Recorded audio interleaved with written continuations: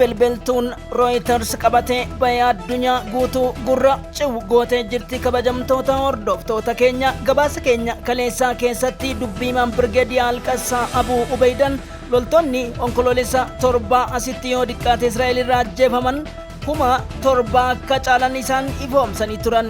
Israa'el Orneeli lakkoofsa daataa loltoota Gaazaa yoo fudhattu dubbiin isiin har'a gadiin baate Times of Indian maxxansa keenya fooddaa irratti mul'atuun arguuf jirtan. Loltoota 9,250 dhabde kanneen 13,750 ta'an madoo hamaa ta'uu fi dhibbantaa 21 ol hospitaalota keessatti akka argaman himuun dhibbantaa 35 ol waraanni Israa'el sagalee meeshaa gurguddaatiin gurra duuduuf qaama hir'achuudha beeksiftee jirti. Dubbii himaan waraana Israa'elii Daani'eel Hagarii wabeeffachuun Times of Israa'eliin gabaasee jira.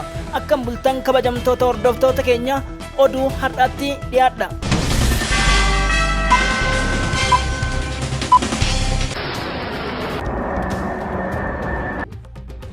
إن الطريق الوحيد لاستعادة غزة إن هذه المناورات الدفاعية استهدفت 4 سفن تابعة لثلاثي الشر.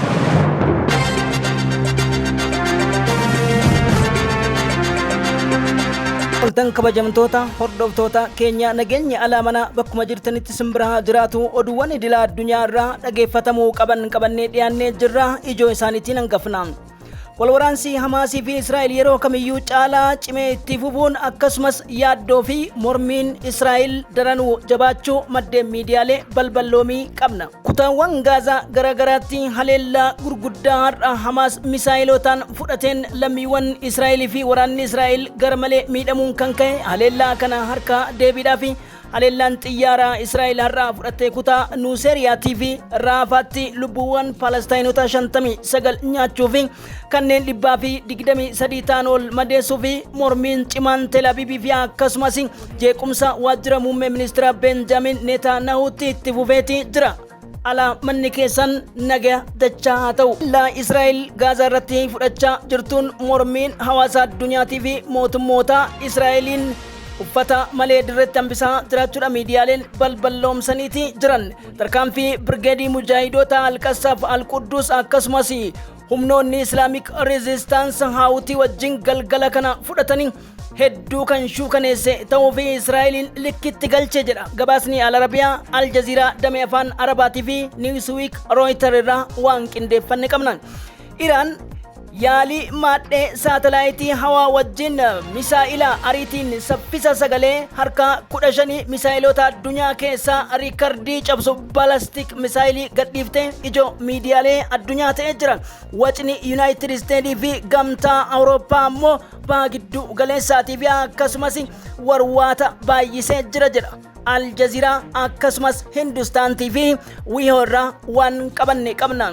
Hawtiin Yemanoota haleellaan kanaan booda Israa'el irratti ni cima jechuun akeekkachiise. Israa'el kanaan booda carraa tokko qofa qabdi jechuun ansaaronni Yemanidha. Misaa'ilota gurguddoo haaraas gadi baasaniitiin jiran akkasumas doonii basaastota humnoota galoo galaanaa kanneen ittisa dooniiwwan Ameerikaatiif deemtus 2 fayyaatti qabaniiti jiran. Kabajamtoota hordoftoota keenya caayaa niws teekinooloojiidhaaf kanneen haarawaa taatan subscribe gochuun maatii keenyatti dabalama akkasumas kanneen maatii keenya taatan kabajamoowwan maatii qaqqaaliidha like fi share comment gochuun dagatinaa isiniin jechuu barbaanna. Kun sagalee mujaahidoota caayaa niws teekinooloojiidha. Saudi Arabiyaa fi Raashiyaan sochii cimaa fuulletti taasisuudhaaf akkasumas Ameerikaa hinaafsisuudhaaf dubbiin Ejibbaata United States of America ni akka aanan goromsatti silga na obaasin Gaza waraabbatte harkaa citeetiin John Biden fi akkasumas Riyaadiin jidduutti shorokana daawwamtee jirti. Ameerikaanis galmee bittaaf gurgurtaa meeshaawwan waraanaa fi Patriot misaayilii jedhaman hunda haquu isiidha kaleessa beeksisuu gabaasuun keenya ni yaadatama. Gama biraatiin haleellaan Hizbollaan gaarreen Goolaan irratti har'as rooketti misaayilotaan fudhate Israa'eliin garmalee kan macheesse ta'uu maddeen miidiyaalee idilaa addunyaa DWRT taas wiihoo Al-Arabiyaa akkasumas Al-Maasiraa Al-Maadiyaa fi Hindustaanti gabaasuu irratti argamu gabaasa Reuters irraa qindeeffanne immoo balballoomii keessatti dhageettu. Pirezidaantiin Raashiyaadha ifaan ifatti Hizbollaaf akkasumas Iraan cinaa akka dhaabbatan yaalii Iraan har'a misaayilii maadhee hawaa irraa milkoofte baalaastikii Ameerikaaf neetoo duchisiiseen baga gammadde jetteeti jirti. Kun sagaleewwan mujaahidotaati. Kabajamtoota hordoftoota keenya dhalli waraanaa Iraanii Jeneraal Hussein Salimiidha Ameerikaa akeekkachiisaniiti jiran. Ameerikaan yoomillee taanaan karaa nagayaatiin dhufnaan karribanaadha. Deeggarsa Israa'eliif taasiftee lammiilee nagayaa duguugsisaa jirtuuf gatii guddaa kafaluu jirti jechuun yoo dubbatan pirezidaantiin haaroyni Masuud Pezeshkiyaa Libaanos deeggarsa gaafannaan Iraan wanti hin deeggarreef hin jiru akkasumas Hawtiif Hizbollaa fi humnoota Iraaq Resistaansii jedhaman kamiyyuu deeggaruudhaaf pirezidaantiin haarofni addunyaan Ameerikaa wajjin walitti araarsa jette Masuud Pezeshkiyaasi. Humna Republican Guardii Iraanota cimsuuf maddeewwan isaanii jabeessuu beeksisaniiti jiranii qophiiwwan balballoomii keenya oduuwwan idila addunyaa hedduuf keessaa qabnaati. Maarree subscribe like gochuun hanga xumura sagantaa keenyatti akka nu hordoftan abdii qabna. Balballoomii oduutti dhiyaadha.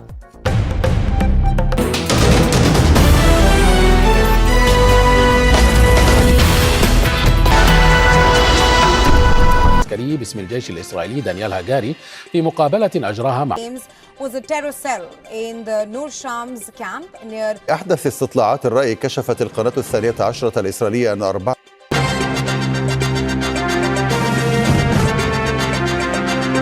سيزيد من حدة التوتر في المنطقة ويستهدف الأمن والسلم فيها. الطريق الوحيد لاستعادة الأسرى هو الانسحاب من غزة ووقف العدوان والذهاب العدو على قتلهم وإعادتهم في توابيت.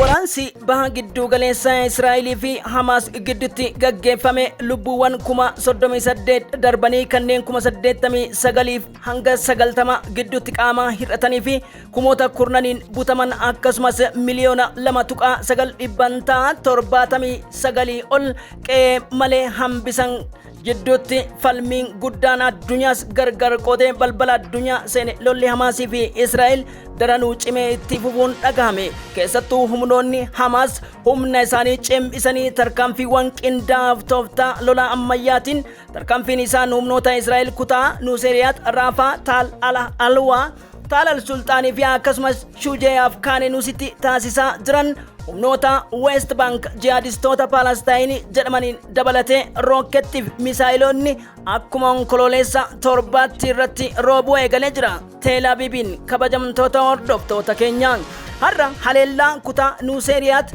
kibbaatiif akkasumas daangaa Taal Al-Alwaaf Al-Sultaan jedhaman kibba Raafaarraa Hamaas fudhateen Birgeediin Al-Aqsaaf Al-Qudduus tarkaanfiiwwan ciccimoo fudhatan siviilota Israa'elii 4 kun lubbuun darbaniif manneen jireenyaa akkasumas buufata waraanaa Birgeedii 67ffaa Israa'eliif komaandii 4ffaa irratti miidhaa gurguddaa dhaqqabsiisuuf loltoonni 25 battalumatti madaa'uu fi 7 ajjeefamuudha.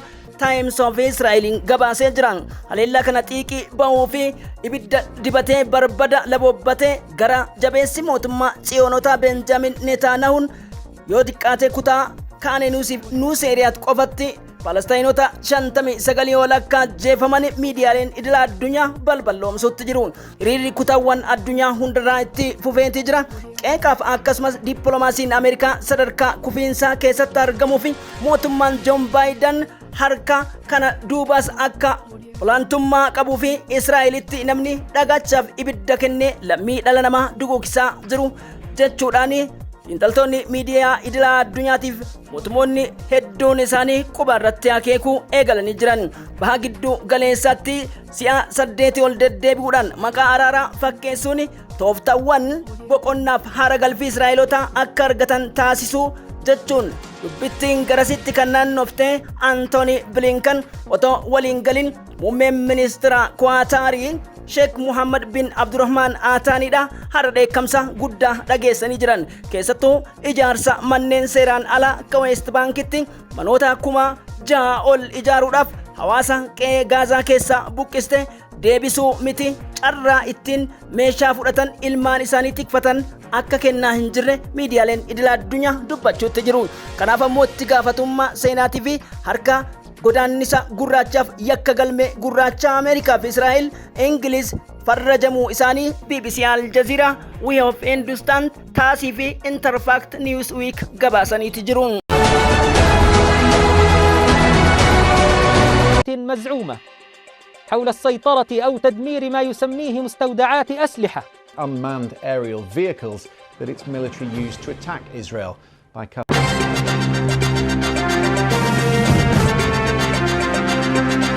Iraan haleellaa gurguddaa Hizbollah irratti Israa'el qiyaafattee wal qabsiise deebii jabaan akka eeggattu himameeti jira.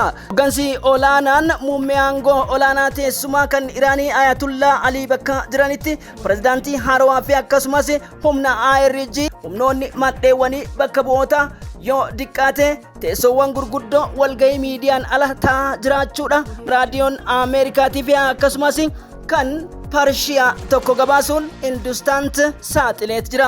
Iraan tarkaanfitti seenuu dandeessi kan jedhus hedduun xiinxaltoota yaanni ulfaataan harka mirga ta'uudha beekama.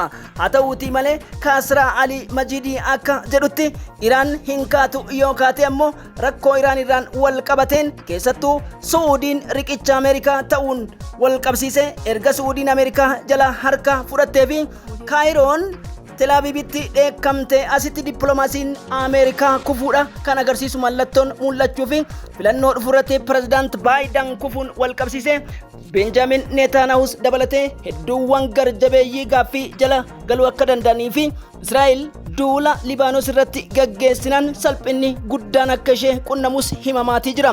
Pirezidaant Maasuud Pezeshkiyaan Libaanos deeggarsa yoo nu gaafatte kallattiidhaan Iraan waan barbaachisu akka gootuu fi humnoonni IRG waraanni miiliyoonotaan lakkaa'amu kan Iraanii gara kamiinuu daangarraa hanga daangatti cimee akka dhaabbatuuf of daguu akka hin qabnes yeroo dhaamanitti ture.